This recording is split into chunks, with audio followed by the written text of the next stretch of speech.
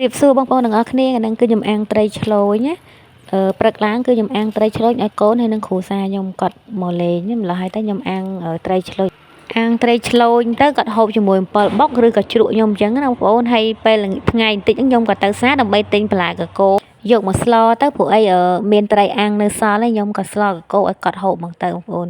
ហើយស្ដាយមែនតើស្លកកូរហ្នឹងគឺថាអត់មានថ្នោតដូចតែមានថ្នោតទៀតអូយដាក់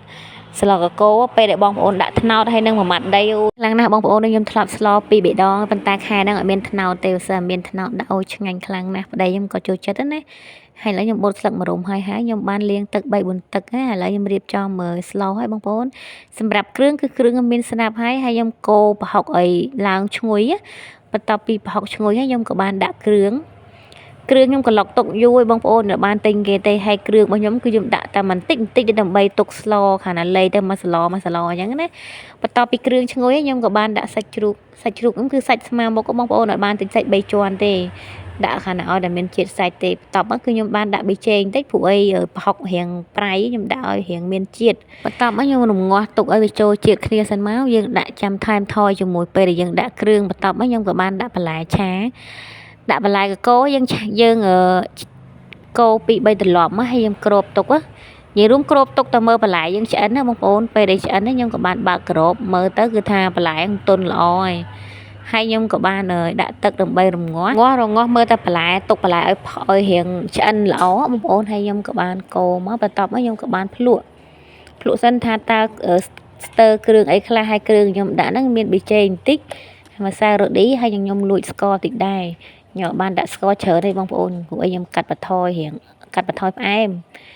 ហើយខ្ញុំបានដាក់កូរផ្ទីរៀងឆ្អិនមកខ្ញុំក៏បានដាក់ស្លឹកម្រុំបន្តិចបងប្អូនបន្លែមកមុខបន្តិចមិនដល់ពេលស្លទៅឡើងមួយឆ្នាំងពេលដែលខ្ញុំកូរស្លឹកម្រុំឲ្យរៀងសពប់ឆ្អិនហ្នឹងខ្ញុំភ្លក់សិនថាស្ទើគ្រឿងអីហើយខ្ញុំក៏បានដាក់អង្ករលីងគ្រាន់តែដាក់អង្ករលីងភ្លាមបងប្អូនណាគឺថាឈ្ងុយឡើងពេញផ្ទះតែម្ដងព្រោះអង្ករលីងខ្ញុំទឹមតែលីងឲ្យថ្មីកាលខ្ញុំស្លផ្ទីបងប្អូនហើយរៀងខ្ញុំក៏បានភ្លក់រសជាតិប៉ុណ្ណឹងគឺល្មមហើយប៉ុណ្ណឹងទៅគឺថាគ្រូសាខ្ញុំគាត់ហូបហើយនេះគឺជាចានរបស់ខ្ញុំក្រោយគ្រូសាខ្ញុំគាត់ហូបហើយបងប្អូនហើយរបស់ខ្ញុំហូបមានឆៃពៅមានជាមួយត្រីឆ្លូញអាំងអញ្ចឹងណាបងប្អូនហូបអញ្ចឹងទៅគឺថាឆ្ងាញ់ហើយតែសឡរបស់ខ្ញុំក៏រសជាតិដិតដែររសជាតិល្មមទេបងប្អូនសាបល្មមយើងហូបមួយត្រីមួយឆៃពៅទៅឆ្ងាញ់ណាហើយបើខ្ញុំបញ្ចូលសលេងទៅខ្វះឬក៏លើសត្រង់ណាសូមអធិស្ឋានផងបងប្អូនណាហើយវីដេអូនៃការស្លកកូររបស់ខ្ញុំក៏មានតែប៉ុណ្្នឹងទេអរគុណបងប្អូនដែលបានជួយមើលវីដេអូតាំងពីដើមដល់ចប់ជូនពរបងប្អូនមានសុខភាពល្អសំណាងល្អរកទទួលទានមានបានគ្រប់គ្នាធ្វើដំណើរទៅណាសូមជួបសុខសុវត្ថិភាពគ្រប់ទីកន្លែងគ្រប់ពេលវេលាគ្រប់គ្នាថ្មីស្រឡាញ់ចូលចិត្តសូមជួយចុច